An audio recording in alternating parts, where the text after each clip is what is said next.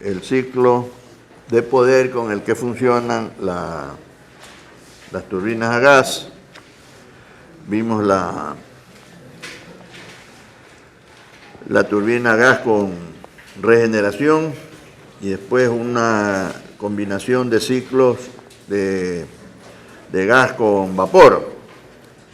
O sea, cómo se acopla termodinámicamente el ciclo a gas con el ciclo a vapor, de tal manera que los escapes que salen de la turbina a gas se utilizan en la generación del vapor de las centrales de poder a vapor. Que esa es una combinación que se encuentra casi en todas las centrales térmicas, ¿ya? Esto da lugar a que los rendimientos de estas centrales lleguen y superen valores del 40 o más por ciento, ¿no? Entonces, les decía que la sustancia de trabajo para el análisis termodinámico en tales ciclos se utiliza al aire atmosférico, como que el aire es el que fluye por todos los procesos del ciclo, cosa que en la realidad no ocurre una vez que se hace la combustión directa del combustible en este aire que va hacia la turbina. Eso produce una contaminación de esos gases de combustión y entonces el aire se enrarece un poco. Entonces ya sus propiedades deberían cambiar en algo. Entonces, para el análisis nuestro vamos a considerar como que siempre es aire, ¿ya? Sin embargo, existen tablas en donde se considera, según las condiciones que tenga este aire y la combustión que se esté realizando, entonces se dan valores con porcentajes de contaminación, digamos, ¿no? Y tenemos también una tabla de aire a bajas presiones, dice, ¿no? Las bajas presiones es un poco relativo, pero en estas tablas, que las pueden encontrar en los libros de termodinámica, hay las tablas de aire a baja presión, dice así el nombre de la tabla. Esas son las tablas que se pueden utilizar para resolver los problemas con el ciclo de Brayton, ¿no?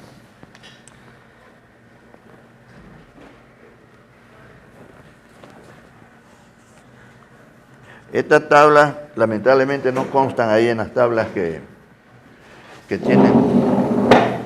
tienen ustedes.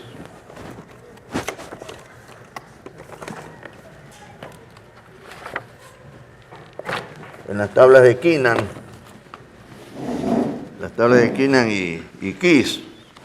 Aquí tienen pues el vapor y se le ha incorporado unas tablas de refrigerantes con diagramas. Ya, en realidad la tabla de gas es una tabla de Keenan, pero Keenan y Kay.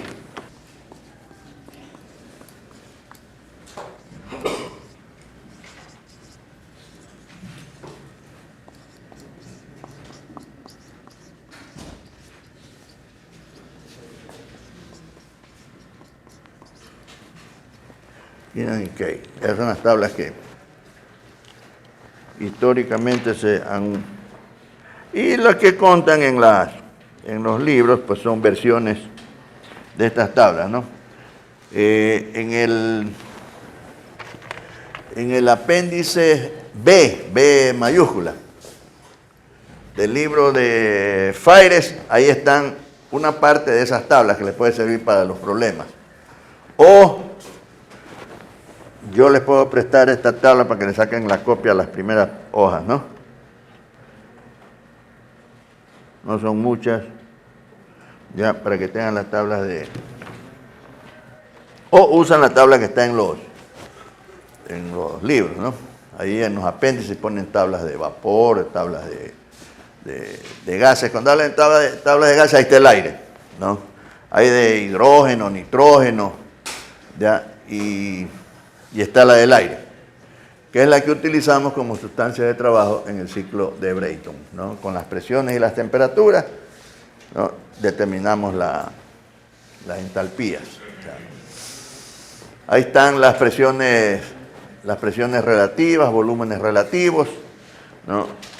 Que permiten resolver los procesos permite resolver o determinar los estados en los procesos de compresión y expansión isentrópicos, ¿no es cierto? Cuando se usa la presión y las presiones y los volúmenes relativos, ¿no? Entonces, ahora vamos a pasar a esta parte del curso que tiene que ver con mezclas. La parte se llama mezclas de gases y vapores. En realidad es mezcla de sustancias que están en fase gaseosa y luego vamos a ver que uno de los componentes en algunas mezclas puede condensarse. ¿Ya? Ese tipo de mezclas generalmente se observan en sistemas como por ejemplo cuando se alimenta de combustible y aire a un motor de combustión interna. En un motor de combustión interna tenemos el combustible y tenemos el aire que se mezclan a una cierta presión y temperatura para producir la combustión violenta y disipar la energía del combustible. Entonces ahí la sustancia que está cambiando de fase es el combustible, ¿ya? Aparte, hay el otro sistema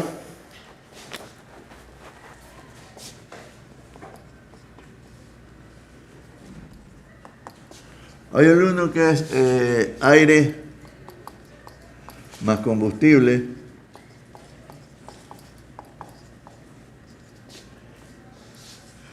que alimentan los motores de combustión interna. ¿Ya? Y el otro es el aire atmosférico normal.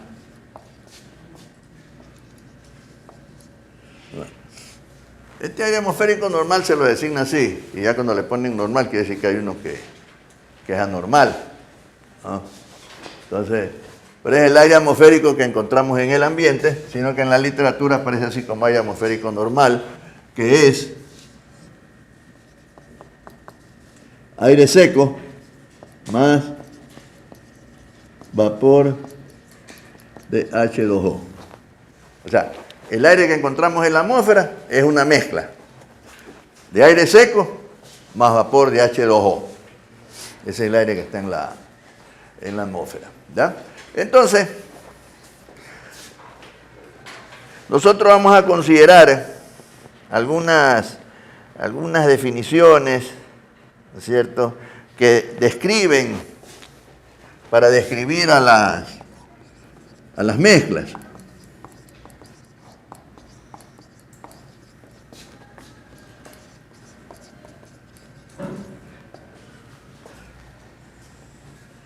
Por ejemplo, hay una fracción de masa. A ver.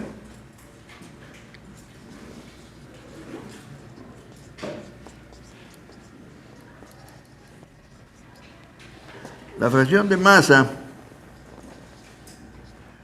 del componente I, o sea, recuerden que esta es una mezcla, ¿no? Entonces hay 2, 3, 4, 5 componentes, ¿ya? Entonces, uno de esos componentes lo identificamos con esta expresión, esta F sub MI, ¿ya? Y ese componente I, pues es el A, el B, el C, el D, el que sea, ¿ya? Esto estaría definido por la masa del componente I, ¿no?, por el sumatorio de la masa de todos los componentes. Entonces, eso nos debe dar la masa I sobre la masa de la mezcla. Entonces, libras del componente I sobre libras del componente de la mezcla, perdón. Entonces, aquí hay que notar, en esta parte de aquí para adelante, que esta masa significa, esa M, perdón, significa mezcla, ¿ya? Es decir, de aquí para adelante todas las unidades que vamos a usar van a ser para determinar la cantidad de masa. O sea, estas son libras masas del componente I y estas son libras masas de la mezcla. ¿Ya? Entonces vamos a sobreentender que siempre vamos a estar hablando de cantidad de sustancia, o sea, de masa. ¿Ya? Entonces, esta M se va a referir a la mezcla. En una mezcla, el sumatorio de las fracciones de masa debe ser igual a 1, ¿no es cierto? ¿Ya? Hay algunas leyes que tenemos que recordar, algunas leyes que son aplicables para estos sistemas constituidos por mezclas de gases y vapores. Acuérdense cuando hablamos de, o sea, son mezclas siempre de elementos o de sustancias que están en la fase gaseosa. ¿Ya? Y vamos a ver el caso de mezclas en donde una de esas sustancias se puede condensar. ¿Ya? Una de esas sustancias se puede condensar. Entonces, por eso le hemos puesto mezclas de gases y vapores. Pero es mezcla de sustancias que están en la fase gaseosa. Ahí se produce la mezcla. Entonces, por ejemplo, tenemos la ley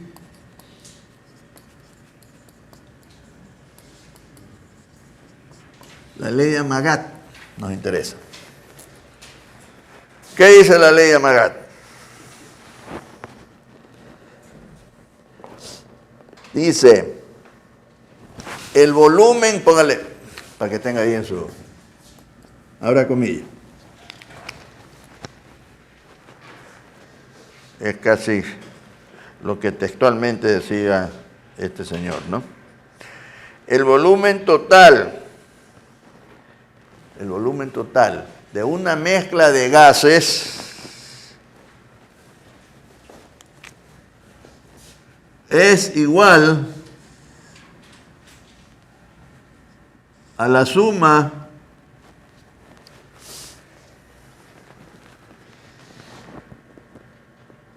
de los volúmenes que serían ocupados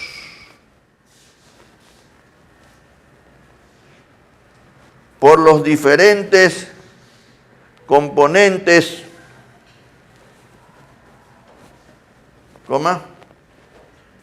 estando cada uno a la presión de la mezcla, P sub M. Así, P sub M. Y a la temperatura de la mezcla, T sub M.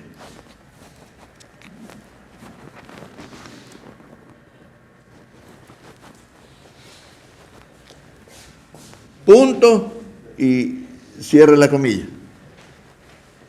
¿Ya? Entonces, fíjese, dice que el volumen que ocupa la mezcla es igual al volumen de cada componente, considerando el volumen que este componente ocuparía si es que estuviera solo a la presión y a la temperatura de la mezcla. ¿Ya? Entonces, hay un diagrama, un gráfico más que permite hacer una representación de lo que dice este señor, más o menos, déjame ver si nos sale.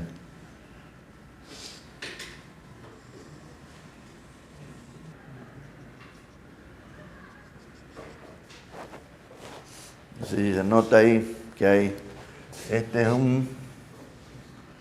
el componente A, acá está ocupando el componente B, el componente C, ¿ya?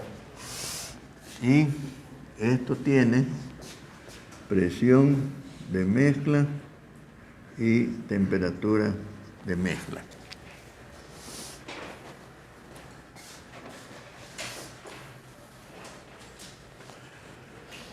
La temperatura de la mezcla, pues, lógicamente, pues ahí no hay problema, ¿no? Porque si está esto en equilibrio, todos los componentes que están ahí dentro tienen que estar a la misma temperatura. No puede ser que este tiene una temperatura diferente al del este y del otro, ¿no? O sea, la temperatura de cada componente en una mezcla es igual a la temperatura de la mezcla. ¿Ya? Entonces, con la presión de la mezcla, ya la cosa es un poquito diferente. Para eso tenemos, déjenme ver, la ley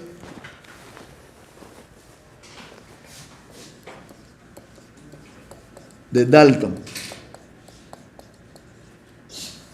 La ley de Dalton de las presiones parciales. ¿Ya? Entonces dice que la presión de la mezcla es igual al sumatorio de la presión parcial de cada componente de la mezcla. ¿Ya? Ahora, ¿cuál es la presión parcial de cada componente en la mezcla?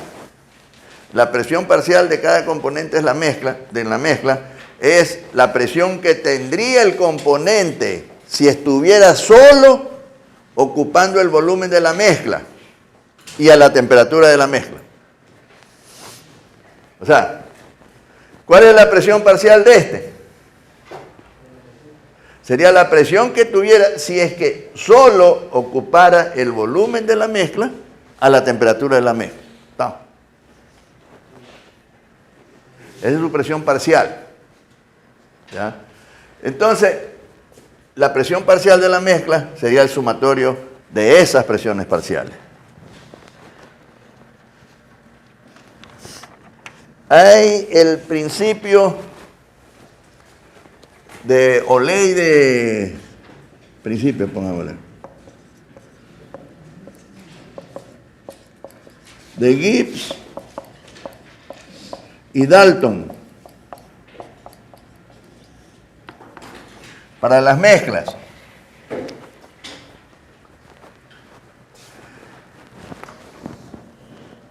¿Qué dice? A ver, póngale también, ábrale comillas. El valor de cualquier propiedad extensiva, el valor de cualquier propiedad extensiva de una mezcla de gases ideales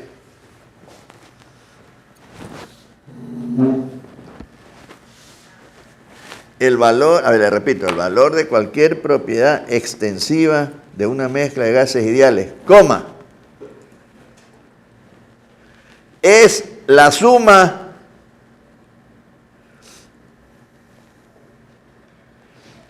de las propiedades particulares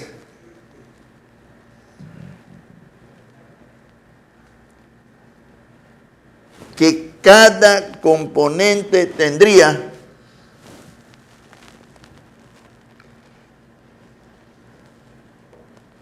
si existiera solo, o sea, estuviera solo, en el volumen particular. Punto. Cierre las comillas. Por ejemplo,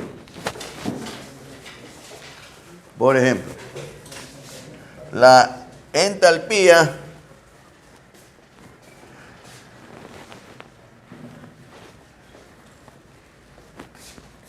específica de una mezcla que tenga y componentes. Tengo la fracción de masa del componente A por la entalpía de A más la fracción de masa del componente B por la entalpía de B más así hasta que llega al sumatorio de la fracción de masa de los componentes. ¿No? Y así para cada propiedad termodinámica. ¿Ya? La entalpía de la total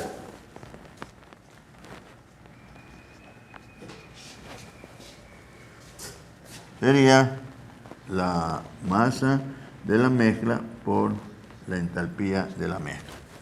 Vamos a ver más adelante que hay así como hay una relación para determinar las fracciones de masa, que es lo que se llama también el análisis gravimétrico. Hay un análisis volumétrico también, que es en base a los espacios o a los volúmenes que ocupan los moles de cada elemento con respecto a la mezcla, ¿ya? Y entonces usamos para sustancias en fase gaseosa que están a bajas presiones, usamos la ecuación del gas ideal, ¿no? Esto en general como principios que aplicamos para estos sistemas que están constituidos por mezclas de sustancias que están en fase gaseosa. Ya. Ahora, en el caso del aire atmosférico,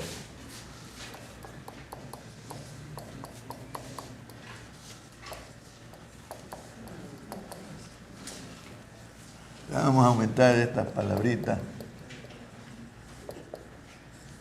porque así va a aparecer en la literatura, ¿ya?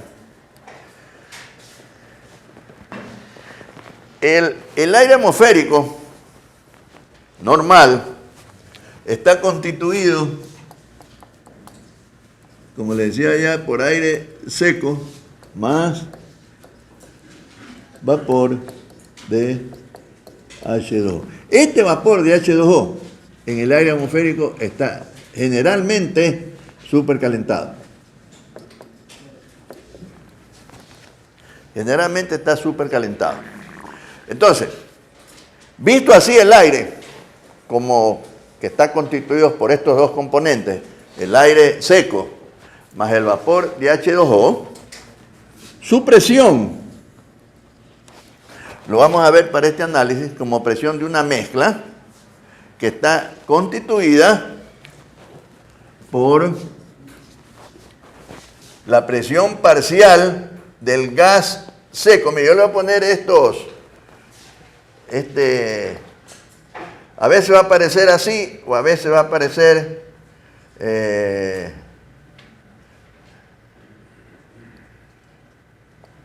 así. Este es dry gas, este es dry air. Así va a aparecer cuando revisen las tablas y la información. Esta es la presión parcial que corresponde al aire seco, sin vapor de H2O, ¿ya? Más la presión parcial del vapor. ¿Ya? ¿Ya? Acuérdense de la definición que dice Dalton para esas presiones parciales, ¿ya? Entonces, con respecto al aire atmosférico,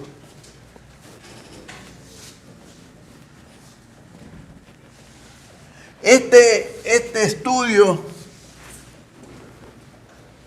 de estas mezclas, cuando se empezó a hacer su análisis termodinámico y se fue adosando a la parte, un poco a la física, luego en la termodinámica, se constituyó en una parte, en un tópico que a veces es manejado como una ciencia separada, ¿ya? El estudio de estas mezclas gaseosas, en donde puede haber un componente que sea capaz de cambiar de fase, o sea, condensarse, ¿ya? Se constituyó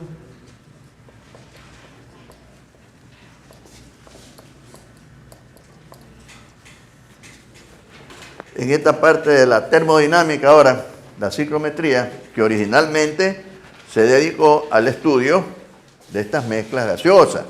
Pero con el tiempo y conforme fue ampliándose la aplicación del uso del aire atmosférico en una serie de aplicaciones de ingeniería, entonces el estudio se fue concentrando cada vez más a solo aire. Entonces finalmente la psicometría se ha convertido en la ciencia o la parte de la termodinámica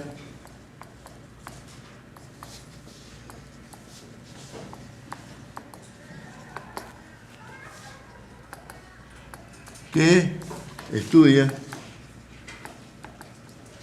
al aire atmosférico y sus aplicaciones.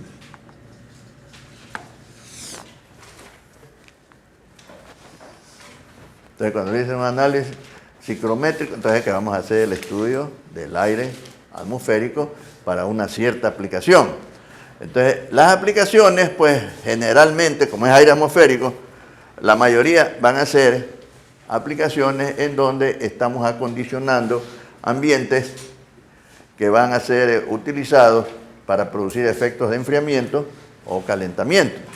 Entonces, esto cuando nosotros analizamos los sistemas de refrigeración, los sistemas de calefacción, está obligado, está implícito en esos análisis el hacer el estudio ciclométrico, ¿no? Entonces, es importante, cuando uno dice, voy a enfriar este aire, tengo que saber este aire cómo se comporta, ¿no? Tengo que ver su constitución, cómo va a variar, según cuando yo esté aplicando un enfriamiento o calentamiento. Si uno toma en consideración eso, entonces se comete el error de dimensionar un equipo de acondicionamiento de aire que a la hora de funcionar no tenga la capacidad suficiente porque no se consideró aspectos como el que hay que tomar muy en cuenta que tiene vapor de H2O. Y ese vapor de H2O en el aire atmosférico generalmente está supercalentado, ¿ya? Hay ocasiones en que por las condiciones atmosféricas de presión y temperatura, ese vapor de H2O puede estar cerca de la condensación. O sea, puede llegar ese vapor que está supercalentado a saturarse, y una vez que se satura, está próximo a la condensación. Y entonces, ya cuando entramos a la fase en donde comienza a condensarse, entonces el vapor saturado y el húmedo ya lo podemos ver. Entonces ya podemos ver en el aire la humedad, ¿no? Que mientras está supercalentado, el vapor supercalentado no se lo identifica con la vista, no se lo puede ver, ¿ya? Entonces, ahí vamos a ver qué es lo que ocurre con ese aire cuando varía la presión y la temperatura. Primero, vamos a tomar en consideración a ese vapor de H2O, que como es H2O, ¿no es cierto? Entonces yo tengo que aplicarle las propiedades con los diagramas, tablas y todo lo demás que existe para el H2O. ¿Ya? La presión parcial, eso es importante también. La presión parcial del vapor está por debajo de un PSIA o de 0.07 kilogramos por centímetros cuadrados, ¿no? O sea, son presiones muy pequeñas, ¿no? Entonces, por eso es que a veces para cierto tipo de cálculos, ¿no?, usar la presión del gas seco, del aire seco, como que fuera la presión de la mezcla, a veces en algunos casos muy locales, ¿no?, el error que se puede introducir no es mucho porque la presión de la mezcla, ¿no es cierto?, se afecta muy poco por la presión parcial del vapor, ¿ya? Pero el vapor está contribuyendo con una parte a esa presión, ¿no? Entonces, fíjense, aquí voy a poner, esta es la temperatura, voy a ponerla acá mejor, de la mezcla. O sea, la temperatura de la mezcla va a ser la temperatura a la que está el aire atmosférico, lo que nosotros hemos llamado anteriormente T sub 0. ¿Ya? Esa es la temperatura de la mezcla. Y si esa es la temperatura de la mezcla, el aire seco y el vapor están a esa temperatura, ¿no?, que es una mezcla que está en equilibrio, ¿ya? Voy a poner por acá, un poco abajo,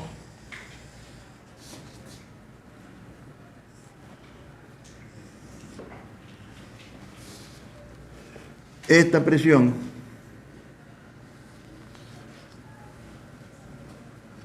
P sub B. Esa representa la presión. Y entonces este sería el punto 1. Ese punto 1 está representando la condición del vapor de H2O que se encuentra en la mezcla, que se llama aire atmosférico normal. O sea, esa es la condición de este vapor que está aquí. ¿Estamos?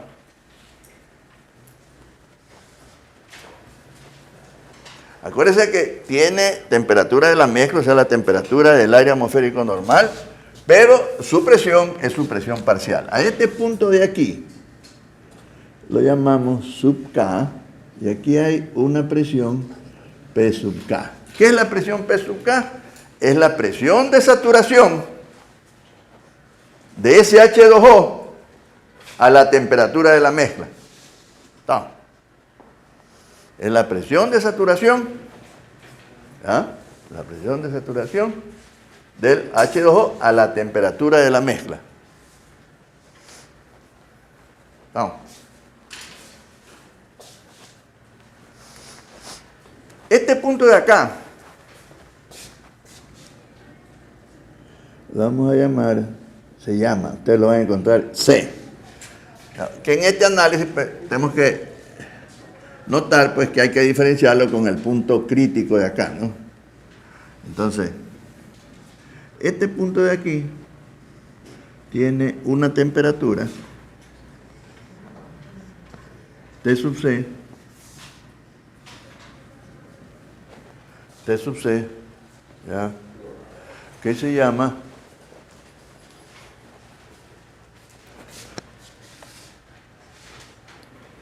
temperatura de condensación o temperatura o punto de rocío.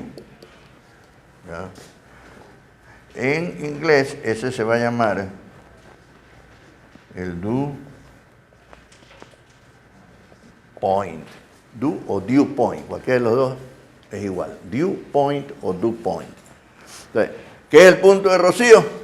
El punto de rocío, acuérdense, porque tienen que haber oído alguna vez hablar del punto de rocío. ¿Ya?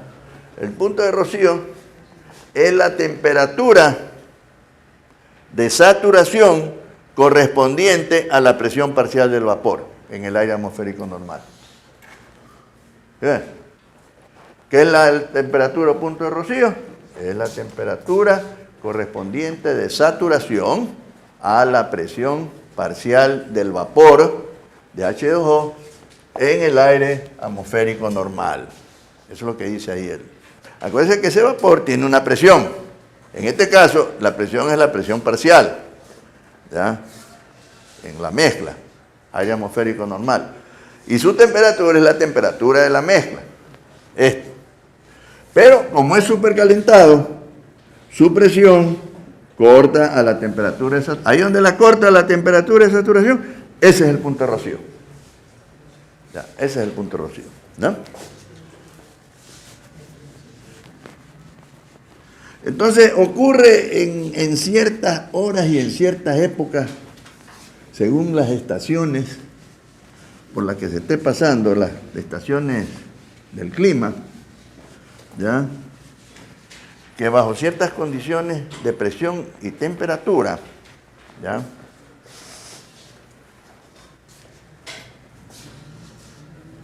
Esto se puede comenzar, a esta presión parcial se puede comenzar a condensar. O sea, baja la temperatura, este punto se va viniendo para acá y comienza a condensarse. Y eso es lo que vemos nosotros en las mañanas en algunos lugares, por ejemplo, que aparecen las hojas de los árboles, unas gotitas de líquido. El rocío, dicen.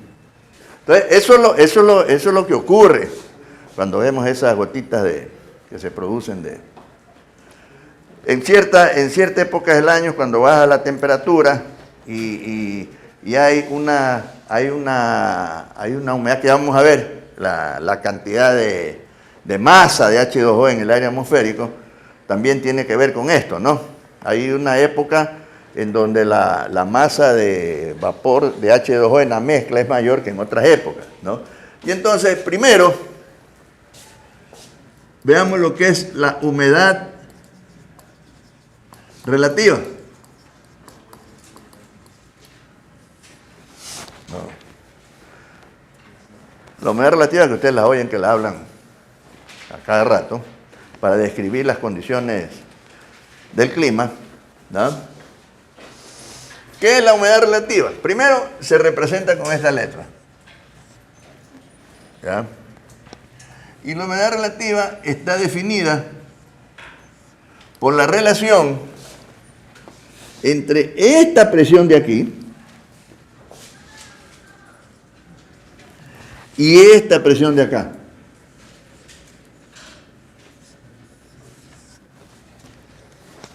Esa es la humedad relativa. Entonces es un valor adimensional, ¿verdad? Entonces, cuando le dan el valor de humedad relativa, entonces fíjese que si la presión del vapor en la mezcla comienza a aumentar, supóngase que comienza a aumentar acá, a este valor, vale que aquí hay un punto E, a la misma temperatura de la mezcla,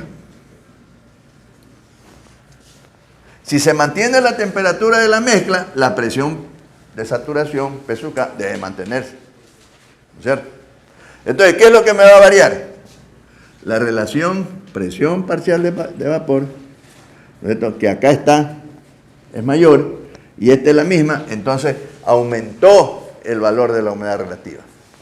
¿Cuándo aumenta el valor de la humedad relativa? Cuando la cantidad, cuando la presión que está ejerciendo el vapor en la mezcla aumenta. ¿Y cuándo aumenta la presión que está ejerciendo? Cuando su masa está aumentando, ¿no? Entonces, usted tiene, por ejemplo, en esta época del año, que si mide la presión atmosférica, debe estar un poco mayor que en época cuando estamos secos, ¿no? Por ejemplo, que se lleva en el mes de septiembre, octubre, debe haber una presión atmosférica menor que la que tenemos ahora. ¿Por qué? Porque la cantidad de masa de H2O en el aire atmosférico es mayor, es decir, la misma columna de aire pesa más. Estamos. Inclusive cuando hay los aparatos que le pueden, de cierta forma, pronosticar la variación del estado del tiempo, ¿ya? Ellos lo que hacen es que censan cómo está aumentando el peso del aire, o sea, cómo está aumentando la presión atmosférica. Si está aumentando la presión atmosférica, lo más probable es que pueda haber una lluvia, ¿no es cierto? Entonces, eso es lo que detectan, eso. Entonces le dicen, va a haber lluvia porque detectan la presión atmosférica que está aumentando. ¿Ya? Entonces, este vapor de H2O en el aire es bastante determinante, ¿no? Entonces, cuando la presión parcial del vapor va aumentando, y supóngase que llega a ser igual a P sub K. Y esta es una presión de saturación a la temperatura de la mezcla. Entonces, en ese momento, el vapor de H2O, que estaba supercalentado, ahora está saturado, ¿ya? Y cuando el aire, y cuando el vapor de H2O en la mezcla se satura, o sea, llega a ese punto K, se dice que el aire está saturado. Entonces, cuando ustedes oyen que dicen la presión, la humedad relativa está saturada, dicen, o el aire está saturado, es el vapor de H2O que está en ese aire que está saturado aquí. ¿No? Ahora, ¿por qué se expresa de esa manera? ¿Qué significa físicamente la humedad relativa como una propiedad de esta mezcla? ¿Qué significa la humedad relativa? La humedad relativa nos determina a nosotros, ¿no? Eso lo pueden anotar ahí, la capacidad que tiene el aire de recibir más o menos masa de H2O.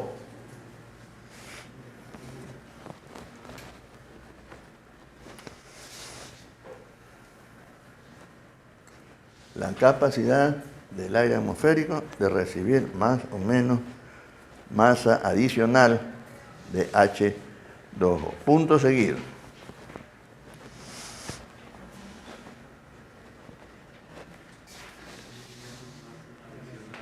A mayor humedad relativa, punto seguido, a mayor humedad relativa, coma, menor capacidad para recibir más. Punto y coma, a menor humedad relativa, coma, mayor capacidad.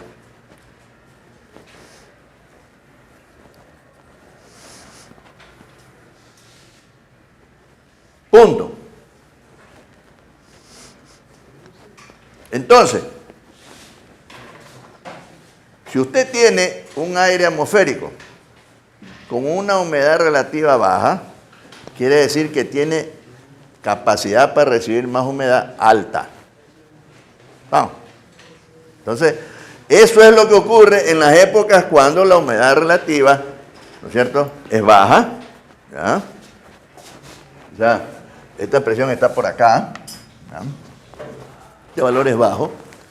Entonces, por ejemplo, las personas con la actividad, parte de las cosas que ocurren con el organismo es que comienza por los procesos fisiológicos que ocurren en el organismo, comienza a disipar, a producir a través de la porosidad que tiene la piel, humedad, ¿no? Y entonces resulta que la humedad relativa del aire atmosférico es baja, entonces esa humedad que va a salir se evapora. ¿Ya? Se evapora. En épocas de verano, cuando la humedad relativa es baja, usted deja un poquito de agua ahí regado en algún lado y se seca más rápido, se evapora más rápido. ¿Ya? ¿Por qué? Porque la capacidad que tiene el aire de recibir más humedad es alta, ¿no es cierto? Porque tiene una humedad relativa baja. Cuando la humedad relativa es alta, en cambio, la capacidad para recibir más humedad, ¿no es cierto?, es pequeña, ¿no? Y si está saturado, ninguna, ¿no? Entonces ahí es que ocurre que usted, y encima la temperatura del ambiente sube, entonces su organismo comienza a transpirar. Siempre está transpirando, ¿ya? Siempre está transpirando. Lo que pasa es que a lo que sale el líquido por la piel se va evaporando, ¿ya? Pero cuando está la humedad relativa alta o saturada, ¿ya?, entonces no se evapora, entonces usted siente el bochorno, ¿no? Entonces, ¿qué es lo que hace cuando se sopla con el abanico? Que está quitando un poco de esa humedad del aire, entonces le está dando capacidad de evaporación, ¿no? Y al mismo tiempo le disminuye la presión a la humedad y baja la tensión superficial y se evapora más rápido. Y para evaporar se toma energía de la piel y le produce frío. ¿Estamos? Mire que es importante, por ejemplo, esto cuesta un poco de trabajo explicarles a la gente que está en agricultura, ¿ya? Hay sistemas de riego que en algunos países pues, más desarrollados ya han descubierto cuál es el sistema de riego más apropiado según el tipo de cultivo, según el tipo de suelo, según el tipo de época del año, según la estación. No puede usted usar el mismo sistema de riego todo el año, ¿no? Entonces hay países donde el agua pues es bien difícil conseguirla, ¿no? Entonces ellos hacen los cultivos en fila y cubren cada fila de estas con un plástico y dejan solo el hueco de donde está la planta, ¿no? Y por debajo de va una manguera con unos huequitos. Después ahí le dosifican el agua, ¿no?, directamente a la raíz y le ponen el plástico para que no se evapore. Ya. Aquí pues la gente riega con la manguera, ¿sí? ¿No? Hay un sistema que se lo puede ver en ahí los cultivos, que es por goteo. Ustedes le están goteando, ¿ya? Y hay otros que es por aspersión. Ustedes pueden ver, por ejemplo, si sale un poco fuera de la ciudad donde están las plantaciones bananeras, hay algunos que tienen una vaina, un chorro que sale, que tiene para que se produzca así como lluvia, producen una lluvia, ¿no? Ese es un riego por aspersión. O hay también en jardines, ese riego por aspersión, hay unos aspersores pequeños, ¿no es cierto?, que a lo que le mete presión, pues, distribuyen el agua en el área que se quiere regar, especialmente lugares donde hay césped, en las canchas, lo hacen por aspersión. Ya. En la época del año donde este valor es muy bajo, ¿ya?, es un error hacer riegos por aspersión. ¿Por qué es un error hacer riegos por aspersión? Porque a lo que yo saco por el aspersor, el agua, entonces tengo un aire que está ávido de humedad. Entonces, muchas de estas gotas de agua que van aquí no alcanzan a llegar al suelo. Entonces se pierde mucha agua por evaporación. ¿Ya? Entonces ahí conviene un sistema por goteo. ¿Ya? En cambio, en la época que esto es alto, en cambio, por ejemplo, ahora que está lloviendo, ¿no?, el riego por aspersión, que debiera ser el apropiado, ya no se justifica tanto porque está lloviendo. Pero en época en donde, o en lugares donde esto es bajo, no es conveniente, ¿ya?, no es conveniente usar aspersión, ¿no? En lugares, en zonas que son originalmente desérticas, ¿ya?, en donde tienen esta humedad relativa muy baja, ¿ya? Entonces, ahí en esos lugares es donde han diseñado estos sistemas mediante los cuales la cantidad de agua se dosifica directamente al pie de la planta, precisamente por esa propiedad que tiene el aire atmosférico. Ahí a continuación en sus apuntes vamos a decir algo sobre esto. Ponga esto, 2 puntos. Esa es la humedad relativa.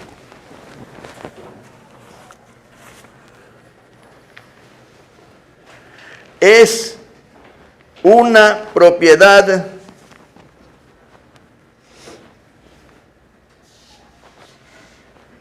de un vapor supercalentado,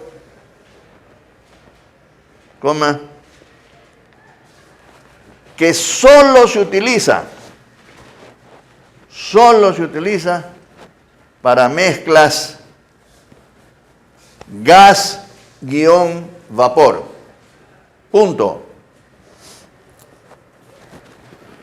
O sea, no hay humedad relativa en otros tipos de sistemas, ¿no?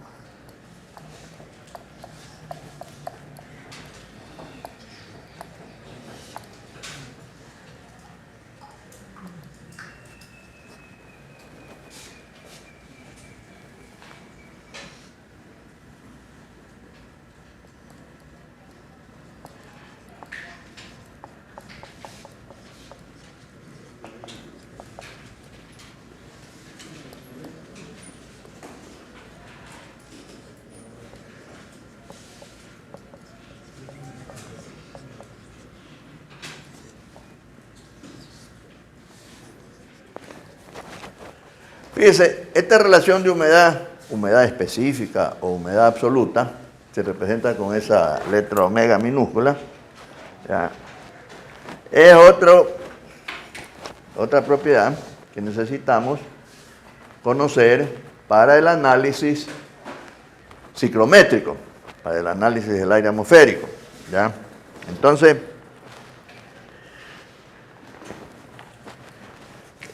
lo podemos definir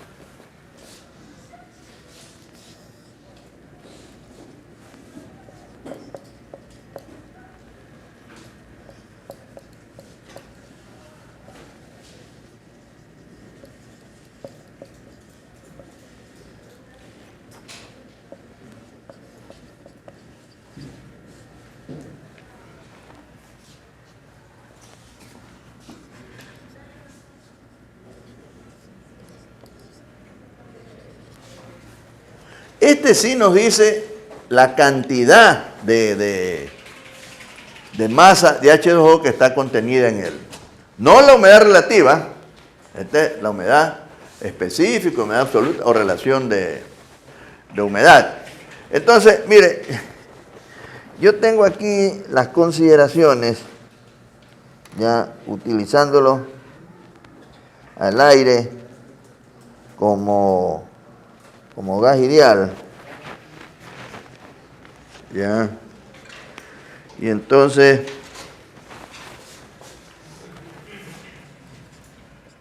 poniendo con el mismo volumen la densidad del vapor a la densidad del gas seco o del aire seco, ¿ya?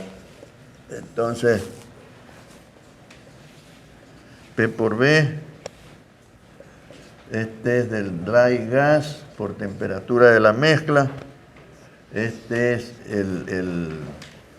la constante del vapor de H2O por la temperatura de la mezcla, ¿ya? Y la presión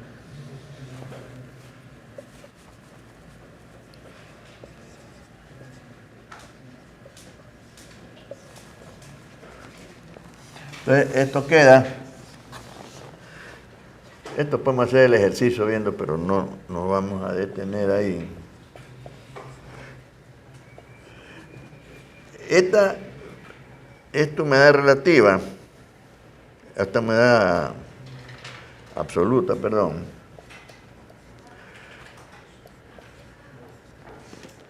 ¿ya? Y se puede escribir también lo mismo, presión de vapor. Esta es la constante en la ecuación PV igual a RT. Estamos considerando los dos componentes como por la baja presión que tiene el vapor. Entonces lo estoy considerando como que se comporta casi según el gas ideal, según PV igual a RT. Y el aire seco también, ¿ya? Entonces, esta es la constante del gas seco, esta es la presión parcial del vapor. Y entonces aquí voy a poner, en vez de la presión del aire seco, la presión de la mezcla, que es la presión atmosférica menos la presión parcial del vapor, por la constante del vapor, ¿ya? Utilizando los valores de estas constantes y despejando la presión parcial del vapor, o sea, poniéndole los valores a las constantes que están ahí, ¿ya? La del aire es 53.3, la del vapor 85.7, ¿no es cierto? Entonces nos queda que omega es 53.3, presión parcial del vapor, esta es 85.7, presión parcial del aire. Y entonces, despejando PV, nos queda, y esta es la que quiero que... Nos queda este factor de aquí que van a ver que aparece en varios lugares, ¿no? Entonces, el problema, uno de los problemas en el análisis de este aire es precisamente determinar la presión parcial del vapor. Ese es el problema, porque yo la presión de la mezcla la mido con un barómetro, ¿no es cierto? La presión parcial de la mezcla, que es la presión atmosférica local, ¿ya? Pero la presión parcial del vapor, ¿ya?, es el problema. Entonces, sobre esto se ha desarrollado una teoría, inclusive estas empresas grandes que trabajan en el área de refrigeración, diseñando equipos, diseñando sustancias, ¿no? Tienen ellos también, han desarrollado con su experimentación unas fórmulas, unas son empíricas realmente y otras son un poquito menos, que las llamamos semi-empíricas, ¿ya?, para determinar la presión parcial del vapor. O sea, ese es el problema, ¿no? ¿Cómo determinamos la presión del vapor de H2O, ¿ya?, en la mezcla? La presión de la mezcla sí la podemos determinar, ¿no?, con el barómetro, la presión de la mezcla. ¿Ya? Una vez que conozco esto, ya puedo saber la presión. ¿Ya? Hay, en algunos casos, hay para ciertas condiciones del aire, no, esta presión es muy pequeña y entonces a veces se trabaja como que la presión de la mezcla o la de este aire seco es la presión de esa mezcla, ¿no? Porque está afectando muy poco la presión parcial del vapor. Tomando como base 1 libra de gas seco, ponga así, tomando como base 1 libra de dry gas, 1 libra de gas seco o aire seco, coma, la masa correspondiente a la mezcla,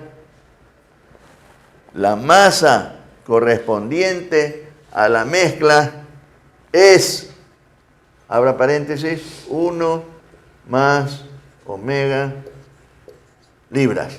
Estas libras de aquí se sobreentiende que es masa. ¿Ya? Entonces, cuando usted tiene un volumen de aire atmosférico, ¿ya? Ahí tiene una masa de aire seco y una masa de vapor. Esa masa de vapor puede disminuir porque puede condensarse. ¿Ya? Se puede condensar y entonces va a disminuir la cantidad de H2O en la mezcla. Va a disminuir esta cantidad de aquí. ¿Ya?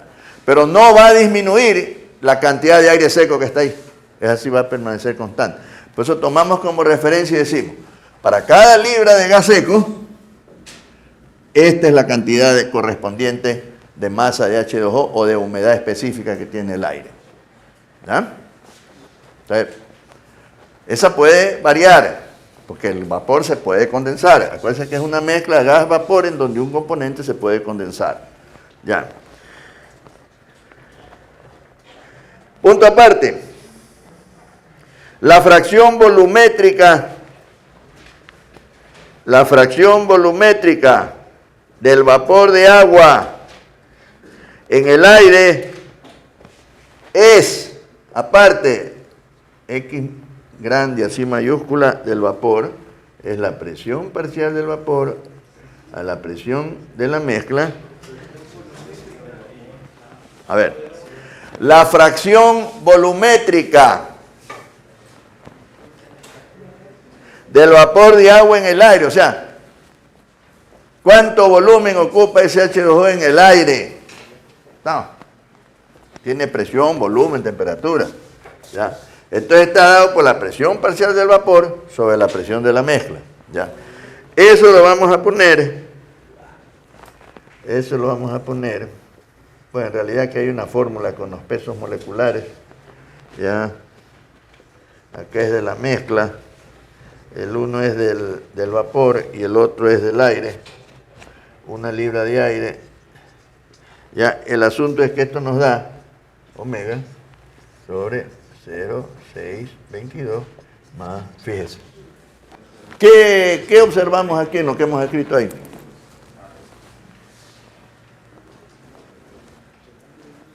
¿No es cierto? Fíjese que aquí ya tenía yo la... No. Y cuando se hace la fracción volumétrica es usando la ecuación del gas ideal, ¿no?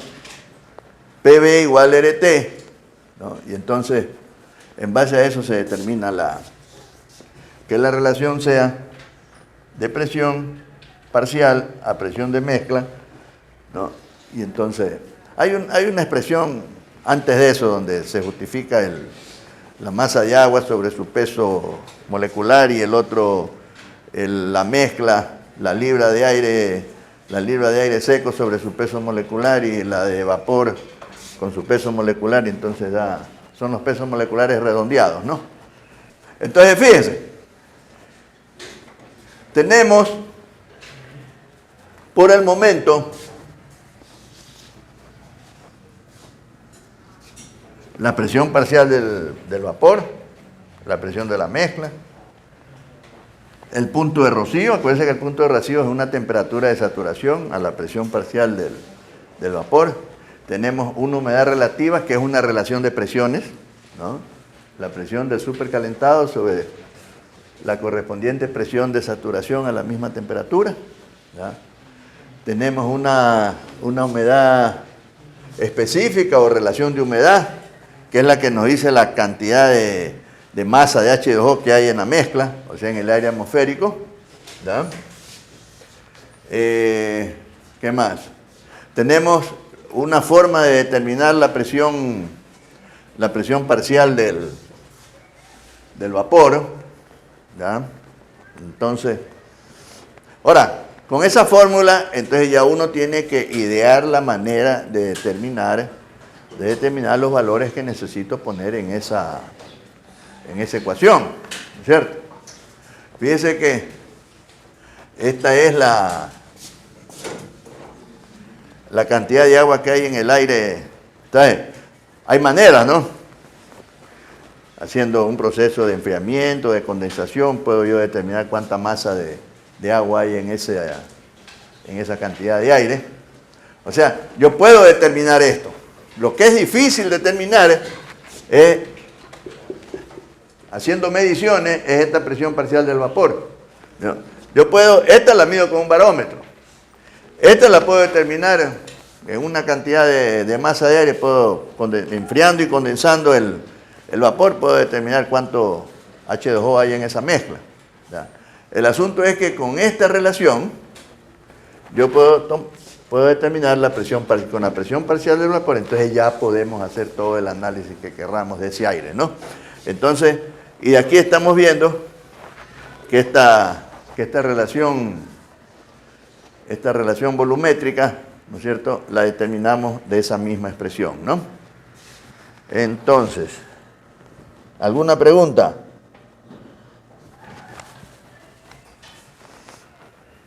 ¿Alguna pregunta? Para la aplicación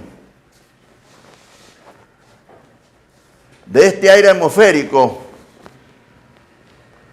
en los procesos de enfriamiento o de calentamiento, ¿ya?, hay un proceso que es la base del análisis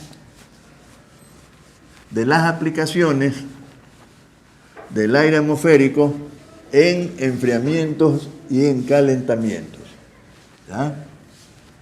Ese resume todos estos enunciados que los damos para esta mezcla aire atmosférico normal, ¿ya?,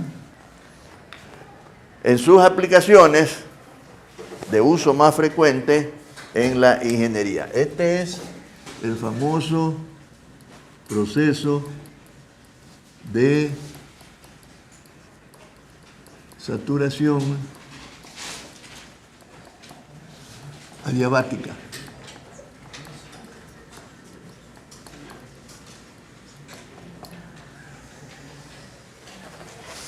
Fíjese, saturación adiabática, o sea, no hay transmisión de calor, ¿ya? Entonces, el proceso vamos a hacer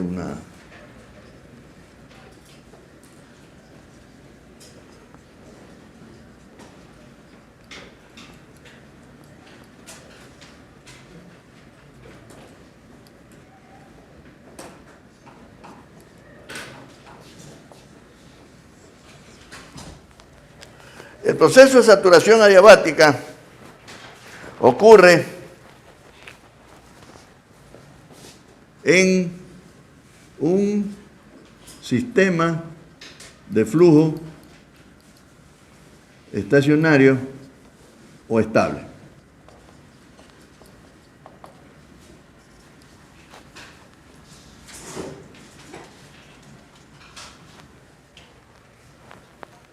Segundo, es un proceso con presión total constante. Fíjense, si la presión parcial del vapor aumenta, la del gas seco debe disminuir. Es con presión total o presión de mezcla constante, ¿ya? Esas son las condiciones para que se dé Entonces, cuando hacemos el análisis para sus aplicaciones en ingeniería, tenemos que buscar que se den esas condiciones, ¿no? Y además, no hay transmisión de calor, ¿ya? Esa es una forma, ya. Otra forma de representar, haciendo un diagrama de energía o de cuerpo libre, ¿ya? Tengo aquí dentro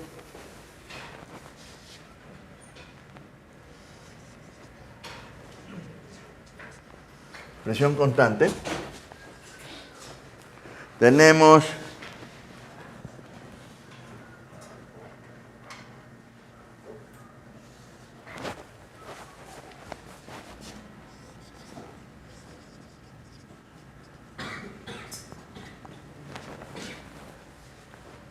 bueno, en realidad debería ser gas más vapor.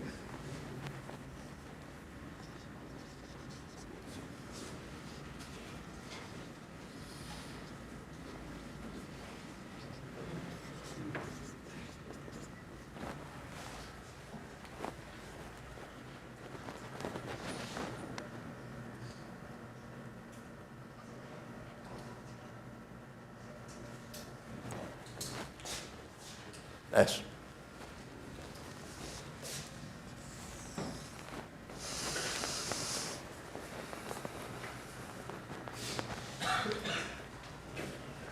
¿Cómo logramos? Lamentablemente no tenemos aunque fuera fácil construirlo, pero lamentablemente no tenemos el dispositivo, el aparato para hacer este proceso experimentalmente, ¿cierto? Este es un proceso de esos que mediante condiciones finales usted determina las condiciones iniciales del sistema. O sea, usted analizando las condiciones que obtiene al final, usted puede decir cuáles eran las iniciales. ¿Ya? Y entonces, este proceso de saturación adiabática lo que hace es determinarme las condiciones del aire atmosférico después de someterlo a esas condiciones, a un proceso que ocurre en un sistema de flujo estacionario, en forma adiabática y a presión constante. ¿Ya? Presión total constante. ¿Ya? Entonces, el aparato, a ver, vamos a ver. Fíjense, es un túnel, digamos, suficientemente largo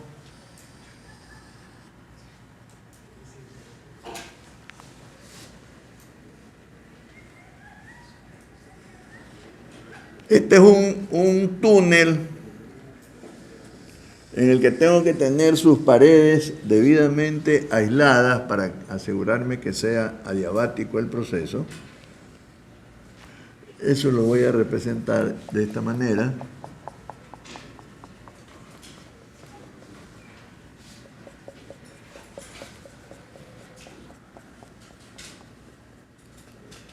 ¿Ya?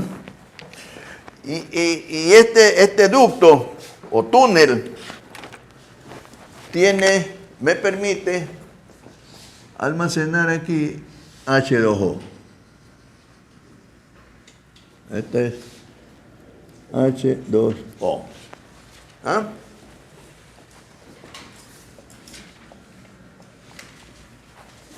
Ya. Entonces tengo una frontera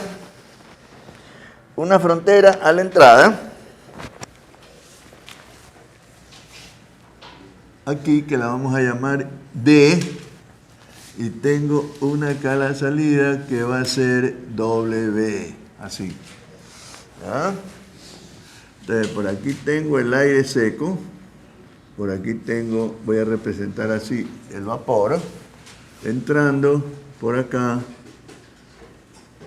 saliendo el aire seco y saliendo el vapor de H2O. ¿Ah?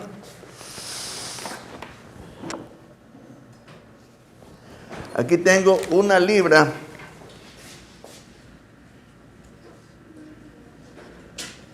de dry gas a la temperatura T sub D. Así, ¿ves? Y tengo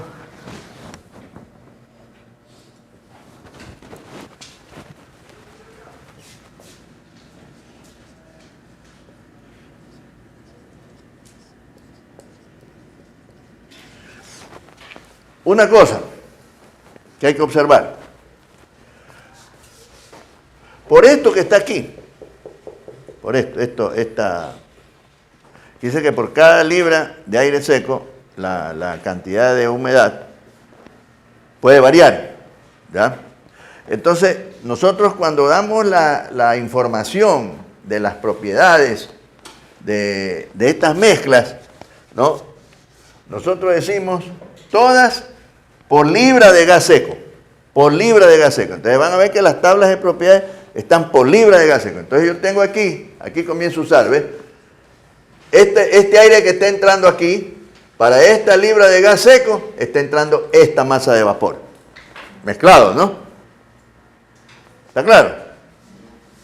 A la temperatura D, por eso le puse D, a esta temperatura D. Así está entrando a este túnel. Este aire lo voy a meter aquí con un ventilador, algo tengo para hacer lo que fluya por aquí. Y entonces tiene que ser suficientemente largo hasta que llegue a este punto W, que ya vamos a ver qué es lo que queremos que tenga ahí como condición final. Pero tiene que ser suficientemente largo, ¿ya? Entonces, entrando con el gas seco, tenemos una cantidad de BTUs a la temperatura D, ¿ya? Y con el vapor,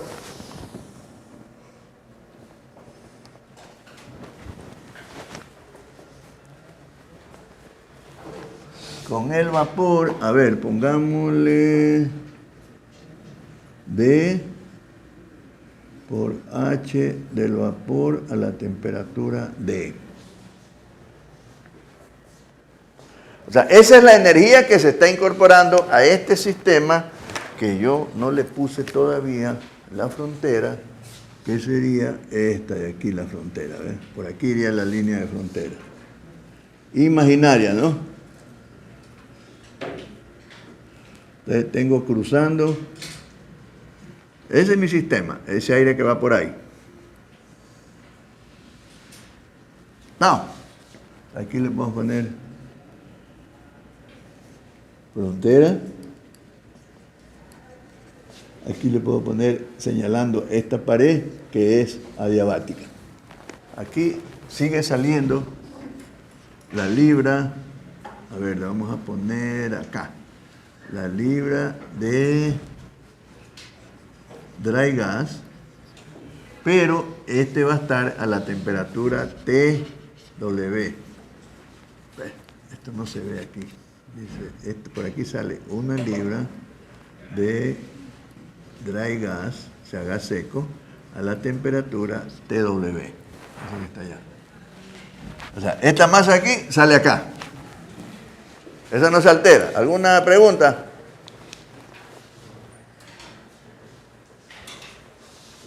Ahora, ¿qué es lo que está ocurriendo aquí?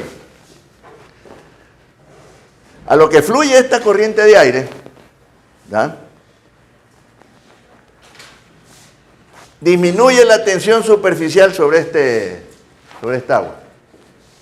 A lo que disminuye la tensión superficial del agua, como esto está adiabático, ¿ya? Entonces las moléculas pueden saltar, es decir, puede evaporarse. Para evaporarse necesita energía, entonces la energía que tiene la toma del agua que queda, entonces esta agua se comienza a enfriar. Esta agua se enfría y cuando esto está funcionando en forma estable, la temperatura llega a ser TW. O sea, TW debe ser menor que TD. ¿Ya? Y a lo que pasa este aire por ahí arriba y se produce esta evaporación,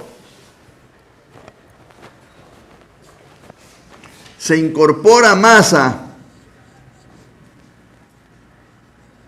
omega W menos omega D entalpía líquido a la temperatura W. Entonces por aquí tengo que está saliendo omega W libras de vapor por libras de dry gas. No. Esto de aquí, esto, se llama evaporación. Entonces, cuando le preguntan cuál es la evaporación, la diferencia de esta humedad específica con esta de acá. O sea, a lo que se produce la evaporación por efecto de este flujo de aire, que disminuye la tensión superficial. Entonces se incorpora masa de H2O al aire. Entonces, esta de gas seco no varía, sigue siendo la libra. Pero esta humedad específica, ¿no es cierto?, aumenta. Aumenta porque se está incorporando masa, y acuérdense que la humedad específica nos da la cantidad de masa que hay de H2O en la mezcla, aire atmosférico normal. ¿Alguna pregunta?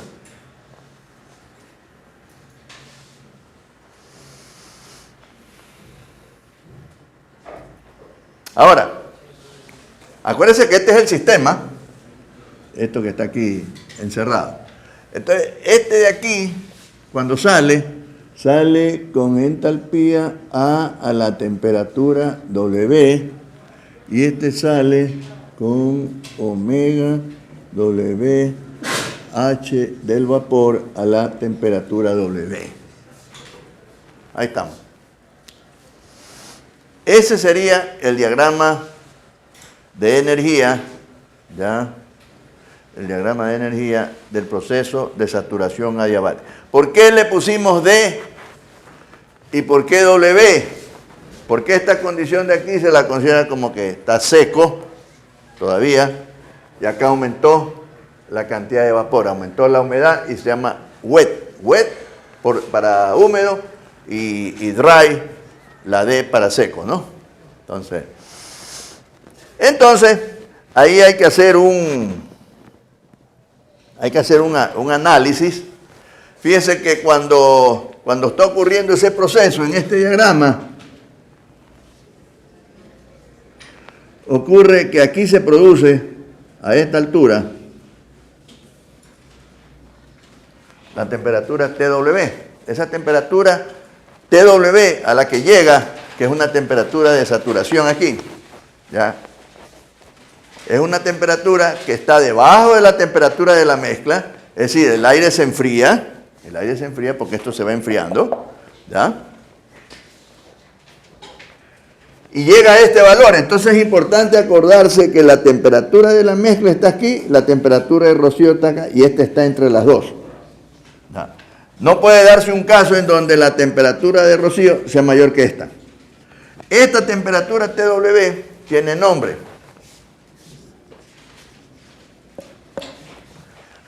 Temperatura de depresión ciclométrica, con P adelante.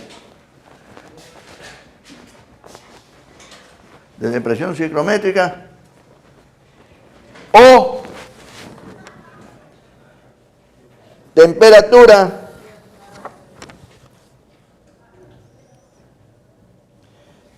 de saturación adiabática. Esta TW. ¿Ah? Entonces el balance de energía, que aquí corresponde, como es un sistema de flujo estacionario, ¿ya? Entonces el balance de energía es que la energía que entra debe ser igual a la energía que sale, ¿ya? Porque es de flujo estacionario, o estable. Entonces la cantidad de energía contenida en el sistema permanece constante, ¿no? Entonces, ¿qué tenemos entrando? Tenemos HAD más omega D por HBD más omega W menos omega D por HFW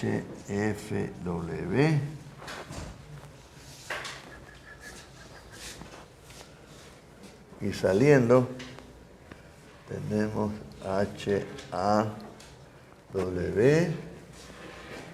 más omega W HBW.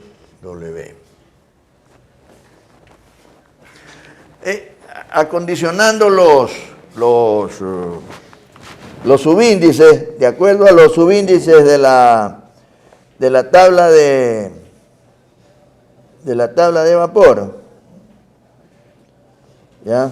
En la tabla de vapor, HB es HG, ¿no?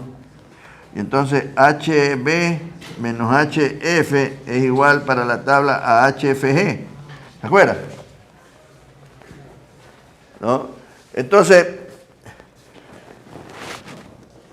arreglamos esta expresión de tal manera.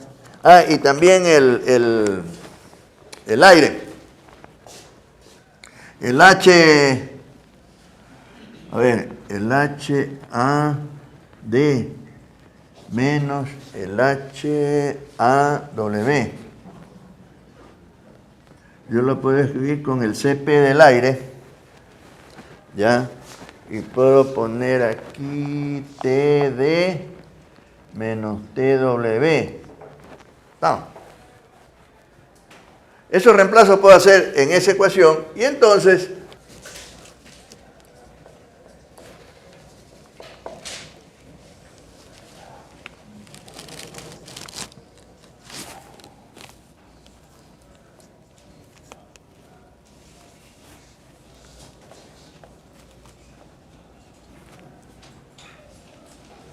esta es la W esa que está ahí en el diagrama, es W, no es omega. Ya despejado, ¿no?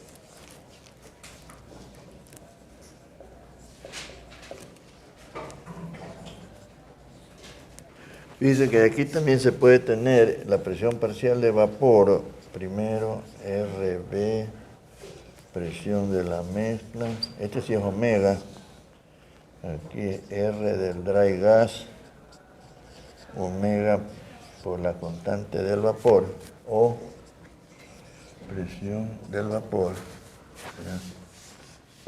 Presión de la mezcla por omega, 0.622.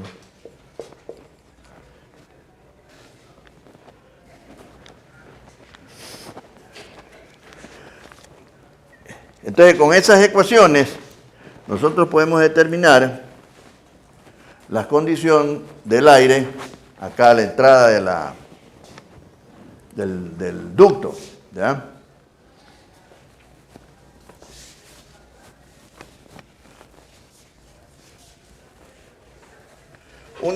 Yo tengo aquí una de las...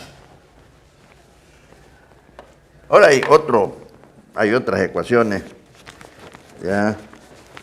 Hay una de las empresas hay la DuPont, hay Carrier, ¿no?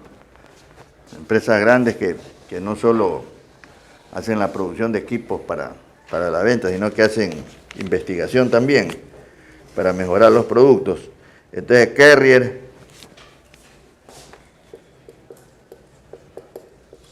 desarrolló una fórmula semi-empírica para determinar la presión parcial del vapor, ¿no? Entonces, semi-empírica porque usaron el análisis, este análisis de las mezclas, aire seco, vapor de H2O, y otro a base de experimentación. Y entonces, esta fórmula funciona muy bien y ellos la utilizan, ¿no?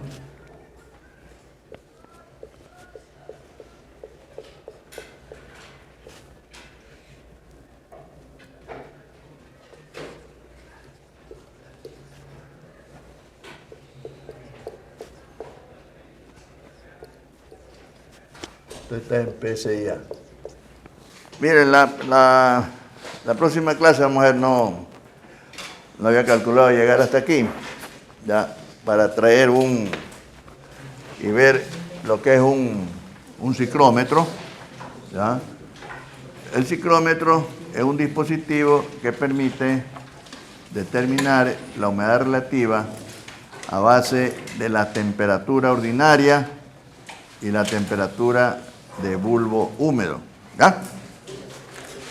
Vamos a ir haciendo no sé si ahí en física tienen un aparato de esto, que es un ciclómetro de onda, es algo más o menos así, ¿no? Entonces, este tiene un manubrio, bueno, no es así tan grande, pero ¿ya? Entonces, este tiene aquí esto es hueco. Entonces aquí tiene colocado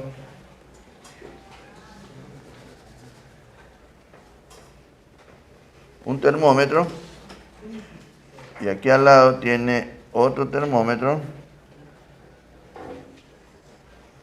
iguales los dos, pero con la diferencia, bueno, pero es uno más gordo. A uno de ellos está cubierto con una gasa. La gasa es un tejido textil, ¿ya?, de baja densidad, en el cual se puede almacenar humedad, H2O. O sea, se lo humedece y es como una especie de como una esponja, digamos. Usted mete la esponja en el agua, la deja que se escurra un poco, entonces ve la esponja, pues, y el agua, si no lo exprime, pues no ve el agua. No, está el agua ahí. Asimismo aquí este paño está húmedo, ¿no? Y entonces, este de aquí es T sub D y este de aquí es T sub W, así se llama. Entonces, este aparato se lo coge y se lo hace dar vuelta. Es lo mismo exactamente que el proceso de saturación adiabática. Si yo lo tengo esto en esta posición y esto es hueco y le empiezo a soplar aire, ¿ah?, el aire va a pasar por las paredes de este bulbo, ¿ya?, y va a pasar por esta gasa que tiene de baja densidad, o sea, el tejido es muy, muy flojo, y entonces permite que el flujo de aire circule a través del tejido. Entonces, como dentro de la fibra del tejido está el agua, a lo que pasa esta corriente de aire a través de la gasa, baja la tensión superficial. ¿Ah? Baja la tensión superficial y produce el mismo efecto que cuando pasa este flujo de aire por aquí arriba. Disminuye la tensión superficial y entonces esta agua de aquí se comienza a evaporar. A lo que el agua se comienza a evaporar, la temperatura comienza a disminuir. ¿Ya? Entonces llega un momento en que usted tiene aquí una lectura T sub D y tiene por acá una temperatura TW. Esta temperatura T sub D,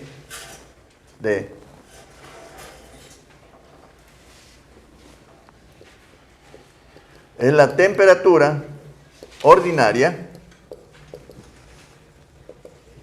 o de bulbo seco. Entonces, eso te lo representa de esta manera. Dry bulb. ¿Ya? Y la TW es la temperatura ciclométrica o temperatura de bulbo húmedo. Esta la representamos wet bulb. ¿Sí? Entonces, con estas dos temperaturas, eso vamos a ver la próxima vez, hay unas reglas donde se combina el valor de estas dos y se determina, usando las ecuaciones que hemos visto acá, y se determina la humedad relativa en función de estas dos temperaturas. ¿Ya?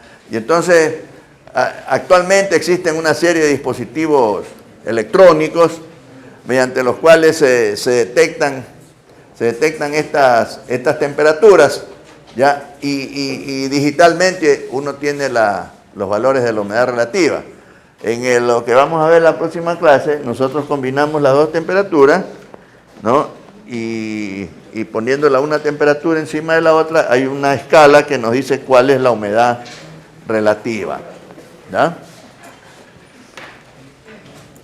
Entonces, fíjense, ciclómetro es el dispositivo que se utiliza para, mediante la medición de la temperatura ordinaria y la de bulbo húmedo, vamos a determinar la humedad relativa.